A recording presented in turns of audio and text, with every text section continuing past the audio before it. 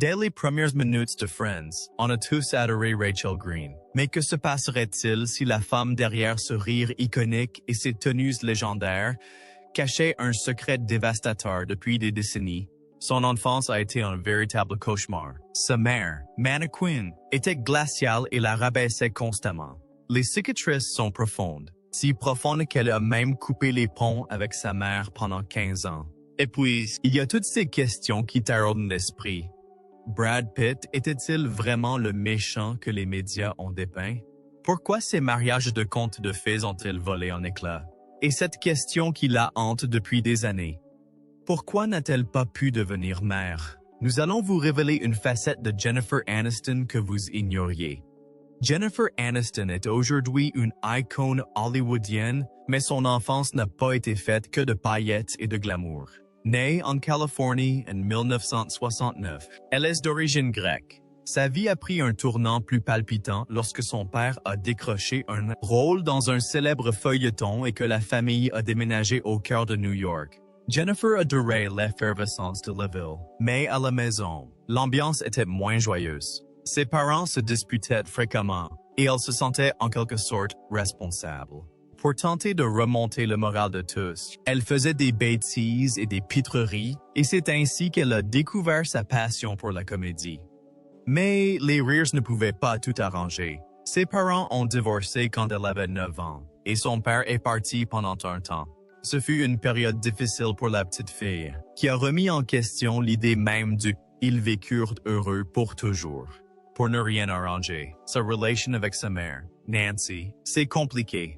Nancy accordait une grande importance à l'apparence, et Jennifer avait l'impression de ne jamais pouvoir être à la hauteur.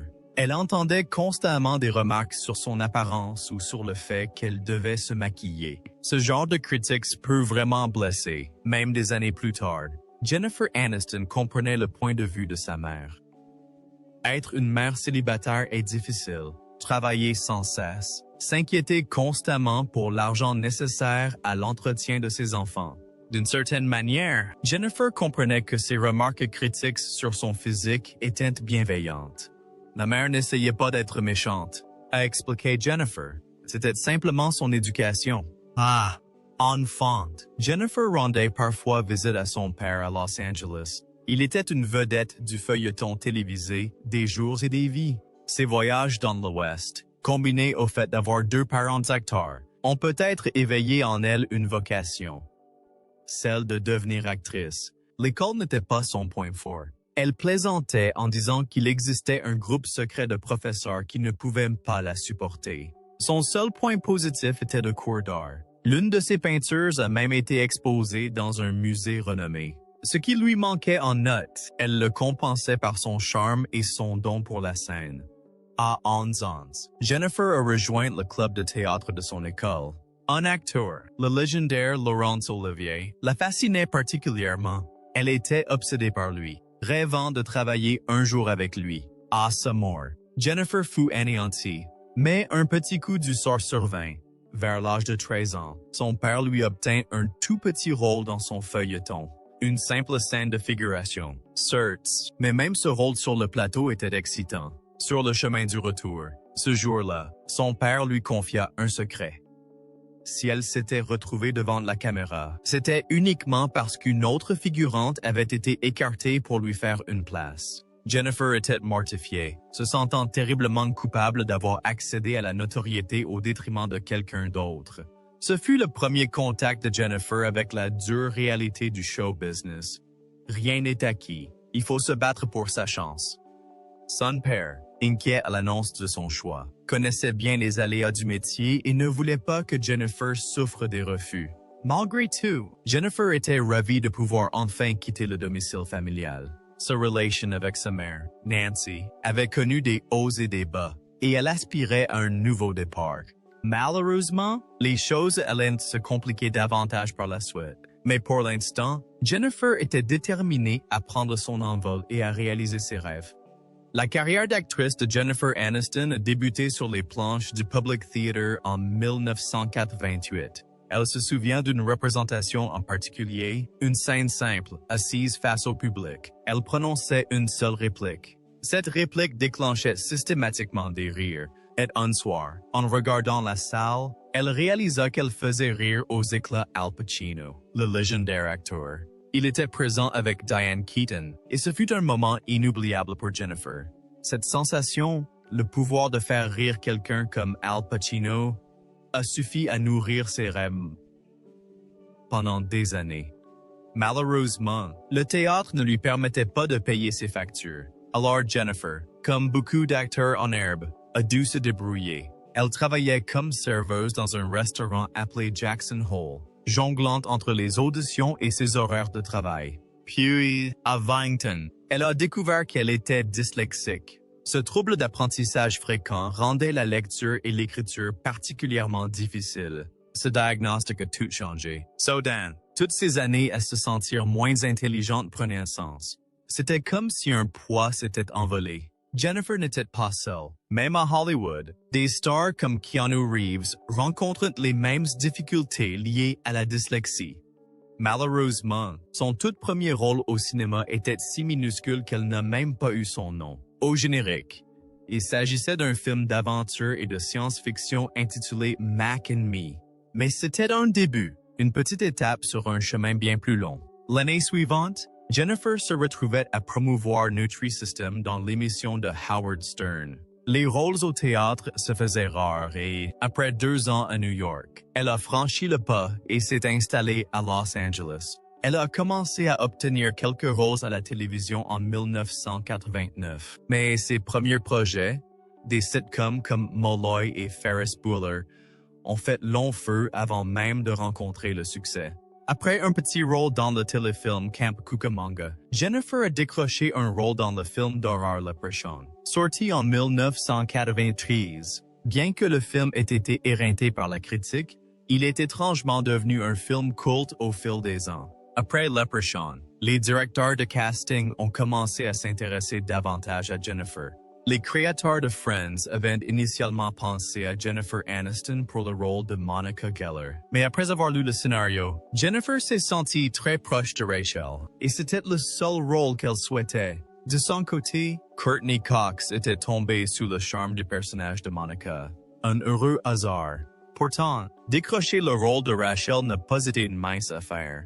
À l'époque, Jennifer tenait déjà le rôle principal dans une série de CBS intitulée Muddling Through, qui ne rencontrait pas le succès escompté.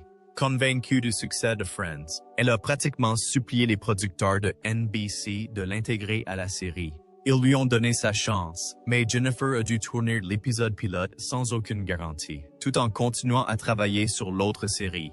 Puis, dans une manœuvre qui pourrait paraître impitoyable, NBC a délibérément programmé la diffusion d'un film avec Danielle Steel en même temps que Muddling Through. Les audiences de la série de Jennifer se sont effondrées, et du jour au lendemain, elle a pu se consacrer pleinement à Friends. Les fans adorent peut-être la scène d'ouverture culte de Friends, mais les acteurs ne partagent pas vraiment cet avis. Avant que tout ne bascule, le réalisateur de la série, Jimmy Burrows, a emmené les 6 acteurs principaux à Las Vegas pour une petite escapade. Il leur a prodigué quelques conseils paternels, les incitant à savourer l'instant présent car leur vie allait bientôt basculer. Il leur a même donné $500 à chacun, les prévenant que ce serait la dernière fois qu'ils pourraient se promener tranquillement dans un casino sans être importunés. Ils ont dîné ensemble au Caesars Palace. Un dernier repas spécial avant le tourbillon de la célébrité. Jimmy Burrows avait raison. Friends a été lancé en 1994 et a rapidement connu un succès fulgurant. L'idée simple de suivre le quotidien de 6 jeunes amis à New York a immédiatement séduit le public. Du jour au lendemain, les acteurs incarnant ce groupe iconique sont devenus des célébrités. Dès la première année, grâce aux rediffusions, nous avons atteint la première place des audiences, se souvient Jennifer. Un jour, alors qu'elle faisait simplement des courses, achetant du papier toilette et des tampons, des fans l'ont abordée avec enthousiasme pour lui demander un autographe. C'était le début d'un tout nouveau monde. Des millions de femmes à travers le monde ont copié la célèbre coupe dégradée de Rachel Green. Mais ironiquement, Jennifer elle-même la détestait. Apparemment, son coiffeur n'était pas très doué. La célébrité soudaine n'était pas toujours facile à gérer. Les caméras suivaient les jeunes stars partout, et tout le monde semblait obsédé par le moindre détail de leur vie. Même après des années dans la série, l'ampleur du succès de Friends surprenait encore Jennifer. Bien qu'ayant grandi entourée d'acteurs, elle avait du mal à réaliser à quel point la sitcom était devenue populaire. Elle admet que le soutien de sa mère, Nancy, l'a aidée à garder la tête froide. Jennifer n'a jamais réagi violemment ni laissé cette attention démesurée l'affecter. Elle avait vu sa mère se montrer amère et rancunière et elle savait qu'elle ne voulait pas lui ressembler. Malheureusement, sa relation avec Nancy s'est dégradée au fil des ans. Elle a atteint un point de rupture en 1996, lorsque Nancy a accordé une interview très franche et peu flatteuse à un tabloïd, révélant toutes sortes de détails privés sur la vie de Jennifer. Mais la goutte d'eau qui a fait déborder le vase a été la publication par Nancy d'un livre autobiographique intitulé « De mère et fille à amise, un récit », blessée par cette trahison. Jennifer a coupé les ponts avec sa mère pendant 15 ans. Pour en revenir à Friends, l'immense succès de la série repose sur une combinaison gagnante de facteurs. Une idée universelle, des scénaristes brillants et une distribution d'acteurs idéale. David Schwimmer se souvient d'avoir ressenti une étincelle dès les premières répétitions. Trouver un acteur qui incarne parfaitement un rôle est déjà difficile. Mais en trouver 6 et parvenir à cette alchimie magique entre eux est vraiment exceptionnel. Pendant le tournage, la frontière entre fiction et réalité s'est estompée.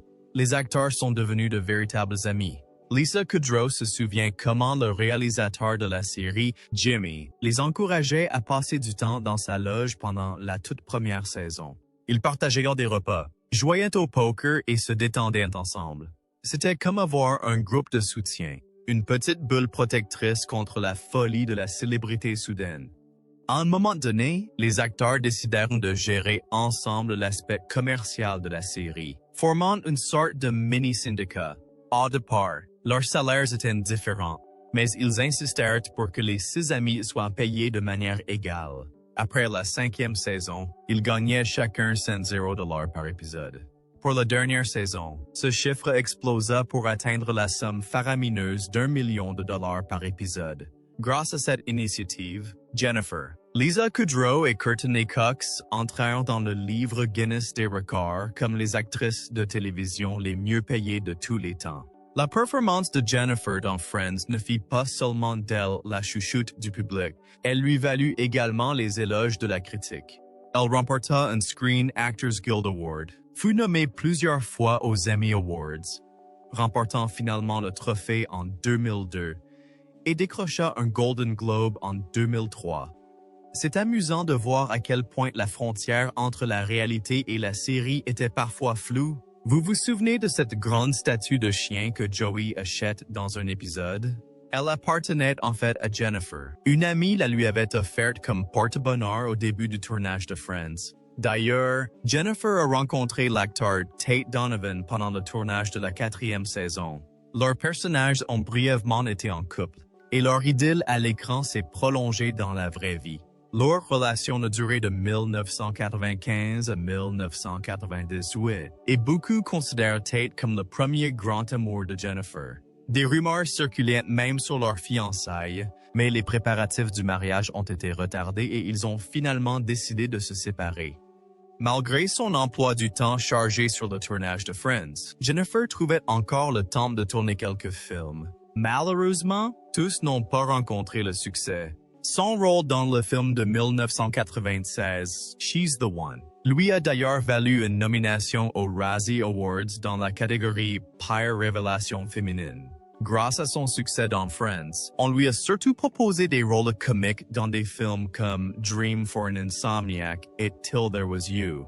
Son premier grand rôle dans un film non comique est arrivé en 1997 avec la comédie dramatique romantique Picture Perfect. Le film a reçu des critiques mitigées, mais la performance de Jennifer a été saluée. Une autre comédie romantique dramatique, The Object of My Affection, est sortie à peu près à la même époque, mais ce fut d'un autre échec critique. Sur le tournage, Jennifer a commencé à fréquenter son partenaire Paul Rudd. Leur relation s'est malheureusement terminée assez rapidement, mais ils sont restés bons amis et ont même travaillé ensemble par la suite. Paul est apparu dans Friends, et ils ont tous deux joué dans le film Wanderlust en 2012. Tout comme sa carrière, la vie personnelle de Jennifer s'est déroulée à une vitesse fulgurante. En 1998, son agent lui a organisé un rendez-vous avec Brad Pitt. Ce fut le début de l'un des couples de célébrités les plus médiatisés de l'époque. Jennifer et Brad s'étaient déjà brièvement rencontrés au début des années 90, mais ils étaient tous deux en couple et n'étaient pas intéressés. Ce n'est que des années plus tard, lors d'un rendez-vous arrangé, que le coup de foudre a eu lieu. Ils ont rapidement officialisé leur relation, attendant toutefois 1 an avant de la confirmer. Leur première apparition publique en tant que couple a eu lieu aux Emmy Awards en septembre 1999. Quelques mois plus tard, ils ont été aperçus en train de se déchaîner à un concert de Sting. Et c'est à ce moment-là que tout le monde a pu admirer la bague de fiançailles au doigt de Jennifer, une bague dessinée par Brad lui-même. Brad Pitt ne tarissait pas d'éloges sur Jennifer lors des interviews, la qualifiant de femme de ses rêves. Convaincu qu'ils étaient faits l'un pour l'autre, il les a rapidement propulsés au rang de couple star parmi les plus glamour et les plus adulés d'Hollywood. En 2002, Jennifer et Brad ont même uni leurs forces professionnelles en créant une société de production, Plan B Entertainment, dès 2004. La société prospérait, avec des films comme 3 et Charlie et la chocolaterie en préparation. Malgré leur réputation de couple parmi les plus sexy d'Hollywood, Jennifer et Brad contestaient avec humour cette image. Ils insistaient sur le fait qu'ils étaient simplement deux joyeux lurons, plus susceptibles d'être vus en pyjama qu'en tenue de soirée. Le 29 juillet 2000, ils se sont mariés lors d'une somptueuse cérémonie dans une villa de Malibu, un mariage qui leur aurait coûté la coquette somme d'1 million de dollars. Malgré cette somme astronomique, il existe étonnamment peu de photos de l'événement. Les invités se souviennent d'avoir été entourés de 50 fleurs et d'un feu d'artifice éblouissant à 20 $. Leurs vœux de mariage étaient empreints de légèreté. Jennifer a promis de toujours avoir sous la main le smoothie à la banane préféré de Brad, et lui a juré de maîtriser le thermostat. Malheureusement, Jennifer n'a pas invité sa mère au mariage, ne souhaitant pas qu'un conflit familial vienne gâcher cette journée si spéciale. Après une lune de miel de rêve aux Seychelles, le couple s'installa dans sa somptueuse villa de Beverly Hills. Jennifer plaisantait sur leurs goûts différents en matière de décoration. Lui adorait le moderne. Elle était moins enthousiaste. En 2001, Brad fit même une apparition amusante dans Friends, dans le rôle d'un homme qui ne supportait pas Rachel Green. Jennifer savait au fond d'elle que la magie de Friends ne durerait pas éternellement. Elle voulait partir tant que les fans les adoraient encore, avant que Rachel ne devienne une triste caricature d'elle-même. De plus, elle avait envie d'explorer de nouveaux rôles. Les créateurs de la série finirent par accepter une dernière saison plus courte. Le dernier épisode de Friends fut diffusé en mai 2004. Une soirée douce amère pour des millions de fans. Plus de 52 millions de téléspectateurs étaient au rendez-vous, ce qui en fit l'un des événements télévisés les plus importants de ces dernières années. Prête à tourner la page avec Rachel, Jennifer rêvait de longues vacances et de fonder une famille. « Je veux faire le tour du monde avant l'arrivée des enfants », avait-elle déclaré. Mais la vie lui réservait un rebondissement.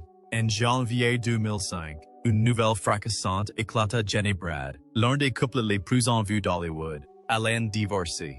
Les fans étaient sous le choc, se demandant ce qui avait bien pu se passer. Les rumeurs allaient bon train. La vérité reste quelque peu floue. Certains affirment que des tensions existaient déjà entre Jen et Brad avant même le début du tournage, et qu'Angelina n'a fait qu'accélérer une décision que Brad mûrissait déjà. D'autres ont vu un couple idéal se briser sous l'effet de la bombe qu'était Angelina. Sa réputation passée de croqueuse d'hommes n'a certainement rien arrangé. La séparation a été indéniablement difficile pour Jennifer. Elle s'est recluse dans sa maison de Malibu, avec pour seule compagnie son fidèle chien Norman. Elle a évité toute médiatisation, cherchant désespérément à échapper à la frénésie médiatique. La situation est devenue tellement folle que les fans ont littéralement pris parti, avec des t-shirts, Team Aniston et Team Jolie qui florissaient partout. L'équipe Aniston semblait l'emporter, avec des ventes 25 fois supérieures à celles de son rival. Mais cela n'a probablement pas consolé Jennifer. Les paparazzis, qu'elle surnommait les Rays, étaient implacables. Les tabloïds se sont remplis de théories extravagantes. Un journal a même prétendu que Brad l'avait quittée parce qu'elle ne voulait pas d'enfant, ignorant complètement le fait que Jennifer avait récemment évoqué son désir de fonder une famille. Cela l'a profondément blessée.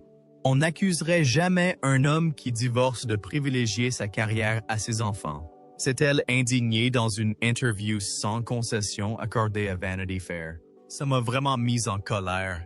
J'ai toujours voulu des enfants et je n'y renoncerai jamais pour une carrière. En 2006, l'annonce de la grossesse de Jennifer Brangelina a fait l'effet d'une bombe. Le monde entier était sous le choc. Et moi aussi, a confié Jennifer. Durant cette période, elle s'est beaucoup appuyée sur la thérapie, le yoga et le soutien indéfectible de ses amis les plus proches. L'année 2005 avait été particulièrement difficile à tous points de vue. Sa vie personnelle n'était pas la seule à en pâtir. Elle avait tenté de s'éloigner de ses rôles habituels de jeune fille pétillante. Mais le thriller policier Derailed avait été un échec critique. Le drame Rumor Has It avait connu un sort similaire. Les choses ont commencé à s'améliorer un peu en 2006 avec la comédie dramatique La Rupture. Ironie du sort, son personnage traversait une crise de couple, un écho troublant de sa propre vie. Le film a connu un succès commercial et elle a même remporté un Teen Choice Award avec son partenaire Vince Vaughn pour leur alchimie à l'écran. Cela a donné naissance à une idylle, mais leur relation a fini par s'essouffler. Jennifer a rebondi en 2008 avec le musicien John Mayer. Selon ce dernier, il s'agissait de bien plus qu'une simple aventure, mais il l'a trompé pendant des vacances au Mexique. Et Jennifer a été, sans doute, anéantie. Entre-temps, elle s'est appuyée sur sa passion pour la comédie afin de panser ses plaies. En 2010, elle a décroché un rôle dans la sitcom Cougar Town, où sa meilleure amie Courtney Cox tenait le rôle principal. Les deux amis sont restés très proches même après la fin de Friends. Jennifer est même devenue la marraine de la fille de Courtney, Coco. Jennifer a retrouvé l'amour auprès de l'acteur, réalisateur et scénariste Justin Theroux en mai 2011. En août 2012, ils ont annoncé leur fiançailles et se sont finalement mariés lors d'une cérémonie privée dans leur propriété le 5 août 2015. Malheureusement, leur mariage n'a pas résisté à l'épreuve du temps et ils ont annoncé leur séparation fin 2017. Pour la plupart des gens, la vie de Jennifer Aniston semblait être un rêve hollywoodien devenu réalité. La gloire, la fortune, les rôles principaux. Mais derrière ce sourire éclatant se cachait un désir profond. Celui de devenir mère. Ce rôle qu'elle s'était toujours imaginé jouer lui échappait de plus en plus. Et pour couronner le tout, elle ne pouvait échapper aux rumeurs incessantes. Toutes les couvertures des tabloïds s'enflammaient, annonçant des grossesses qui n'existaient pas. En 2016, Jennifer a trouvé la force de briser le silence. Son essai, pour mémoire, n'était pas seulement un plaidoyer pour le respect de sa vie privée. C'était un cri de ralliement contre le harcèlement et les jugements incessants auxquels les femmes sont confrontées. La façon dont les médias me présentent n'est que le reflet de la façon dont nous percevons et représentons les femmes en général, a-t-elle écrit. Des années plus tard, dans une interview poignante accordée au magazine Allure, Jennifer a levé le voile sur une facette encore plus douloureuse de son histoire. Les rumeurs de grossesse, les spéculations incessantes. Elle avait tout enduré dans un silence déchirant, tout en essayant désespérément de fonder une famille. FIV, Tessens, médecine alternative, rien n'y a fait. C'était vraiment dur, a-t-elle confié, la tristesse se lissant dans ses yeux. J'aurais tout donné si quelqu'un m'avait dit « Congelez vos ovules, faites-vous une faveur. » On n'y pense tout simplement pas. Malgré le chagrin, une détermination tranquille transparaît dans la voix de Jennifer. Elle ne se laissera pas définir par ce seul manque. Elle est une personne entière, pleine d'amour, de talent et d'une vie riche d'expérience. Et peut-être, en partageant courageusement son histoire? Donne-t-elle de l'espoir à d'autres femmes qui traversent des épreuves similaires, en leur faisant savoir qu'elles ne sont pas seules?